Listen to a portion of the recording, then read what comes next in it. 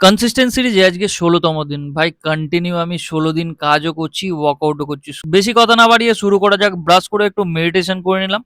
একটু dry fruits খেতে, খেতে চলে গেলাম কাজে। কয়েকদিন ধরে আমি একটু বডিতে আলাদাই এনার্জি ফিল করছি। নাহলে আমি খুব অলস ছেলে ভাই। এই কাজ করার পরে gym, video editing, voice over এত কিছু আমার পক্ষে সম্ভব হতো না। বাচ্চাদের ঘুরিয়ে অফিসে চলে গেলাম। আর টিফিনটা করতে, করতেই কাজ করে নিলাম। কারণ টাইম আমাকে বাঁচাতে হবে, অনেক পার্সেল আছে। আর আকাশের ওয়েদারটাও ভালো ছিল না ভাই। মনে হচ্ছে এক্ষুনি বৃষ্টি আসবে। জানি না কিভাবে কাজ আমি কমপ্লিট করব। শুরু হয়ে গেছে ভাই, বীভৎস জোরে বৃষ্টি হচ্ছে। এখনো ব্যাগ ভর্তি আমার পার্সেল।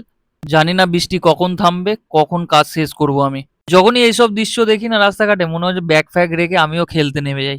কিন্তু এখন খেললে হবে না ভাই, দায়িত্ব অনেক আছে। সেইটা পালন করতে করতে আমি দুপুরের খাবার খেতে চলে গেলাম। দুপুরে খাবারে আমার ভাত, ডাল, চিকেন, স্যালাড দিয়ে বেশ ভালো করে খেয়ে আমি কাজে বেরিয়ে গেছিলাম। কারণ এখনো অনেক পার্সেল বাকি ছিল ভাই। তাড়াতাড়ি সন্ধ্যের আগে আমাকে কাজ শেষ করতেই হবে। কাজ শেষ করতে প্রায় 6:30 বেজে গেছিল। তারপর স্নান সেরে আমি বাচ্চাদের কাছে চলে গেছিলাম। ওদেরকে ঘুরিয়ে একটা অর্ডার এসেছিল, সেটা রিসিভ করে নিলাম।